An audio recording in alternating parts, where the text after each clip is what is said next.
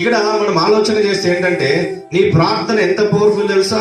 మీ ప్రార్థన ఎంత పవర్ఫుల్ అంటే, మీరు ఇక్కడ ప్రార్థన ప్రారంభిస్తే చాలు, అక్కడ దేవుడు చెప్తాడు, నా బిడ్డలు ప్రార్థన చేస్తున్నారు, దూతకు ఆజ్ఞాపిస్తాడు, ఇక్కడ ఇమ్మీడియట్ గా నీవు వెళ్ళు అక్కడికి అంట.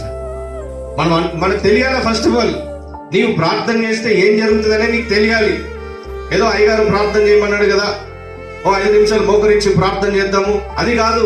నీ ప్రార్థన చేస్తే ఏం జరుగుతుందో తెలిసి నువ్వు ప్రార్థన చేస్తే దాని ఫలం నువ్వు పొందుకుంటావు. హల్లెలూయా, హల్లెలూయా. అలాగే చాలా విషయాలు బైబిల్ గ్రంథంలో రాసి పెట్టున్నాయి. ఏం జరిగింది పేతురుకి?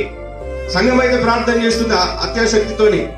జరిగింది ఏంటంటే, దూత వచ్చేసిందట. దూత రావడంతో జరిగింది ఏంటి? సంఖ్యలు ఉడికిపోయినాయి, చెరసాల ద్వారములు తెరవబడ్డాయి. ప్రార్థన యొక్క ప్రాముఖ్యత ఏంటంటే